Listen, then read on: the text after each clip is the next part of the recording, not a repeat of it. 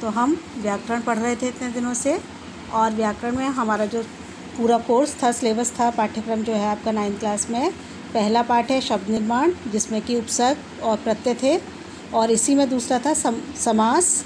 समास के अंतर्गत था तत्पुरुष समास, कर्मधारय समास, द्विगु समास, बहुब्रीहि समास, द्वंद्व समास, अव्ययीभाव समास। अर्थात हम ये सब इतना पढ़ चुके हैं। पार्ट 3 था हमारा अर्थ की दृष्टि से वाक्य भेद, ये भी हम पढ़ चुके हैं। पार्ट 4 अलंकार, ये भी हमने पढ़ लिया है। तो हमारा व्याकरण का जो सिलेबस था वो एक तरह से ख़त्म हो चुका है। अब हमारे पास लेखन कौशल में एक रह गया है, जो कि है संवाद लेखन। संवाद लेखन के विषय में आज हम पढ़ेंगे। संवाद लेखन जो कि लेखन कौशल के अंतर्गत आता है, व्याकरण में नहीं आता है, लेखन कौशल में आता है। तो संवाद लेखन आपके पाठ्यक्रम में है। हम देखते हैं संवाद लेखन होता क्या है। देखिए, संवाद लेखन का आशय है बातचीत करते हुए दिखाना। मतलब डायलॉग राइटिंग क्या होता है कि हम दो लोगों को बातचीत करते हुए दिखाएं, यानी हम अपनी कॉपी और कलम के माध्यम से दो लोगों को बात करते हुए दिखाएं। संवाद लेखन एक कला है। तो ऐसा नहीं है कि वो बात तो हर कोई कर लेता है, लेकिन जब संवाद लेखन की बात आती है तो हम ये कह सकते हैं कि ये भी एक आर्ट यानी एक कला होती है। हर कोई बहुत अच्छे संवाद नहीं लिख सकता। बातचीत या संवाद को एक ही मानना चाहिए। तो दो लोगों के मध्य बातचीत हो या वो संवाद हो, एक ही बात होती है। संवाद और बातचीत करना एक ही बात है।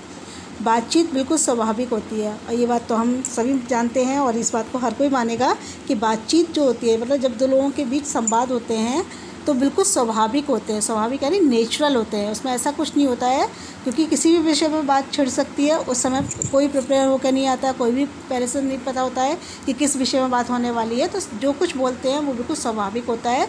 जो उनके दिमाग में उस समय आता है वो बोलते हैं। उसमें अपनी बात को अपने स्वभाव और मूड के अनुसार कहने पर बल दिया जाता है। लेकिन ये ज़रूर है कि जो लोग बात कर रहे हैं तो उनका स्वभाव कैसा है, यानी वो बाई नेचर कैसे हैं, और उनका उस समय मूड क्या है। तो ये बात तो दोनों चीज़ मायने रखती हैं, लेकिन कोई इसके लिए पहले से तैयार नहीं होता है। उसमें ना तो बनावट होती है और ना किसी को प्रभावित करने की इच्छा। तो जब दो लोग संवाद कर रहे होते हैं, संवाद जब चलता है दो लोगों के बीच में, तो उसमें बनावट बिल्कुल नहीं होती है। मतलब बहुत कम जो है फॉर्मल रिश्ते होते हैं वो अलग छोड़ दो, तो जो नेचुरल बातें होती हैं उनमें बनावट नहीं होती है। और ना ही जब दो लोग बात कर रहे होते हैं उनमें किसी को प्रभावित करने की इच्छा होती है। मतलब ये सारी बातें हम अगर देखें तो अनौपचारिक बातें हो रही हैं यहाँ पर। औपचारिक रूप में ये चीज़ें नहीं मायने रखती हैं। एक अच्छे संवाद में निम्नलिखित गुण होने चाहिए। तो अब जब हम संवाद लेखन लिखेंगे, हमारे पाठ्यक्रम में है, तो हमें ये पता होना चाहिए कि संवाद लेखन में क्या क्या गुण होते हैं और क्या क्या होने चाहिए। तो हम देखेंगे निम्नलिखित गुण हैं, जो कि एक एक करके हम पढ़ेंगे। बातचीत दिल खोलकर होनी चाहिए। मतलब जब भी हम संवाद लिखें, जिस भी विषय पर संवाद लिखें, तो हम उसे दिल खोल कर लिखें। यानी ऐसा ना हो कि हमारे मन में कुछ आ रहा है हम लिख कुछ रहे, ऐसा नहीं, दिल खोल कर लिखना चाहिए। इसमें दुराव छिपाव नहीं होता है। तो ऐसा नहीं सोचना चाहिए कि हम इसकी तरफ से लिख रहे हैं और हम उसकी बातें छुपा लें, ऐसा कुछ नहीं। बिल्कुल जो कुछ हमारे मन में आ रहा है उसको हमें लिखना चाहिए। सीधी सच्ची बात सीधे सादे अंदाज में कह देनी चाहिए, और जो भी हमें बात करनी है उसको सीधे सादे अंदाज में सुगम शब्दों का प्रयोग करते हुए अपनी बात लिख देनी चाहिए। दूसरा इसका बिंदु है, बातचीत दिल से होनी चाहिए, दिमाग से नहीं। अगर दो मित्रों के बीच संवाद दिखाया है या पारिवारिक कोई संवाद हो रहा है, तो उसमें हमें बातचीत दिल से करनी चाहिए, दिमाग से नहीं। यानी उसमें चालाकी नहीं दिखानी चाहिए। जो कुछ हमारे मन में है उसके प्रति हम जो कुछ कहना चाह रहे हैं वो हमें दिल के हिसाब से उसमें संवाद लिखने चाहिए। सोच समझकर और फूंक फूंक कर की गई बात बनावटी होती है, नीरस होती है, ढोंग होती है और अवास्तविक होती है। अगर जो हमारे औपचारिक रिश्ते होते हैं वो तो अगर हम छोड़ दें तो वही बात आ गई। अनौपचारिक अगर हमें संवाद लेखन करना है, उसमें अगर हम बहुत सोच समझ कर फूंक फूंक कर हर बात कहेंगे, बनावटीपन ले आएंगे, तो वो बातें जो होती हैं वो वास्तविक नहीं लगेंगी, वो अवास्तविक लगेंगी। तो इसलिए हमको ऐसी शब्दों का प्रयोग करना चाहिए जो कि लगे कि हाँ वाकई हम नेचुरल लिख रहे हैं, वास्तविक चीज़ लिख रहे हैं। सच्चे दोस्तों में दिमागी बातचीत नहीं चलती। अनौपचारिक रिश्तों की बात हो रही है। जो सच्चे दोस्त होते हैं या सच्चे जो हमारे अपने पारिवारिक लोग होते हैं, उनमें अगर हम दिमाग से काम लेकर बात करें, मतलब चालाकी दिखाते हुए बात करें, तो वो अच्छी नहीं होती है, ना ही वो एक अच्छे संवाद का कोई गुण हो सकती है। हाँ, जहाँ नया माहौल हो, औपचारिकता हो, संबंधों की दूरी हो, दूसरे को प्रभावित करने का उद्देश्य हो, वहाँ रुक रुक कर संभल कर संवाद करना अच्छा रहता है। लेकिन हमें अपना विषय ध्यान रखना चाहिए कि हम संवाद किस पर लिख रहे हैं। अगर हमारा विषय ऐसा है कि जहाँ नया माहौल दिखाया गया हो, औपचारिकता से बात करनी हो, संबंधों में दूरी हो और सामने वाले को प्रभावित करने का उद्देश्य हो, वहाँ पर ज़रूर हमको दिमाग से काम लेकर रुक रुक कर संभल कर संवाद कहना ही सही रहता है। बातचीत में रिश्तों की महक बनी रहनी चाहिए। अगर हम पारिवारिक लोगों से बात कर रहे हैं तो उसमें रिश्तों की महक बनी रहनी चाहिए, यानी रिश्तों की जो मर्यादा होती है उसको ध्यान में रखकर हमें संवाद लिखना चाहिए। दोस्त के साथ दोस्ती, दुश्मन के साथ दुश्मनी, बड़ों के साथ पूज्य भाव, छोटों के साथ स्नेह व्यक्त होना चाहिए। तो रिश्ते कितने प्रकार के होते हैं। अगर सामने वाला हमारा दोस्त है तो हम उससे बात कर रहे हैं तो उसमें दोस्ती झलकनी चाहिए।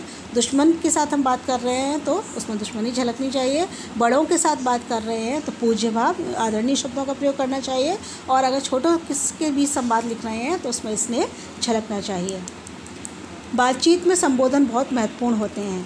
अब जब हम बात करते हैं तो सामने वाले को या जिससे भी हम बात कर रहे हैं उसको संबोधित भी करना पड़ता है। तो संबोधन का बहुत बड़ा रोल होता है, बहुत महत्वपूर्ण होते हैं ये। कई बार तो अकेले संबोधन ही संवाद की दिशा बदल देते हैं। संबोधन यानी किसी को पुकारना। तो कभी कभी क्या होता है, हम किसी से बात करनी है, हमें मैत्रीपूर्ण बात करनी है, लेकिन हमने जब उसको संबोधित किया तो हमारे संबोधन में जो हमने शब्दों का प्रयोग किया वो अच्छे नहीं हो, तो हमारी बातचीत की दिशा जो है पूरी बदल जाएगी। सामने वाला उसे उतने ज़्यादा महत्वपूर्ण ढंग से नहीं लेगा जैसा कि हम कहना चाह रहे थे। यदि किसी प्रिय को भी अपमानपूर्ण ढंग से बुलाया जाए तो वह चिढ़कर सारा स्वाद बिगाड़ देता है। तो क्या होगा, जैसे हम किसी प्रिय से बात कर रहे हैं लेकिन हमने बुलाते समय उसका अपमान कर दिया तो ना तो हमारा मूड, उसका मूड बिल्कुल ख़राब हो जाएगा, वो चिढ़ जाएगा क्योंकि उसको अच्छे से बुलाया नहीं है।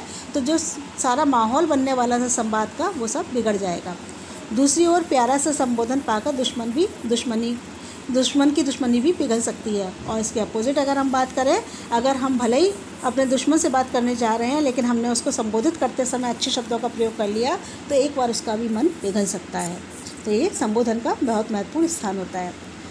अगला बिंदु है, बातचीत में एक प्रकार की बेतकल्लुफ़ी या खुलापन होता है। मतलब बातचीत करते समय औपचारिकतापूर्ण शब्दों का प्रयोग, जैसा कि बार बार मैं आपको बता रही हूँ, सिर्फ औपचारिक रिश्तों के साथ ही करना चाहिए। बाकी बातों में बेतकल्लुफ़ी होनी चाहिए, यानी खुलापन होना चाहिए, कोई बात छुपानी नहीं चाहिए। वह एक सांचे में ढली हुई या बिल्कुल अनुशासित नहीं होती। तो जब हम अपनों से बात करते हैं तो बातें हमारी जो होती है वो अपनेपन वाली होती हैं। ऐसा नहीं होता है कि वो अनुशासित बातें हों, एक मतलब उसका पूरा एक ढांचा हो, एक पूरा प्रोफार्मा हो जिसमें हम बात कर रहे हैं, बल्कि वो बात बिल्कुल खुली होती है, अपनेपन वाली होती हैं।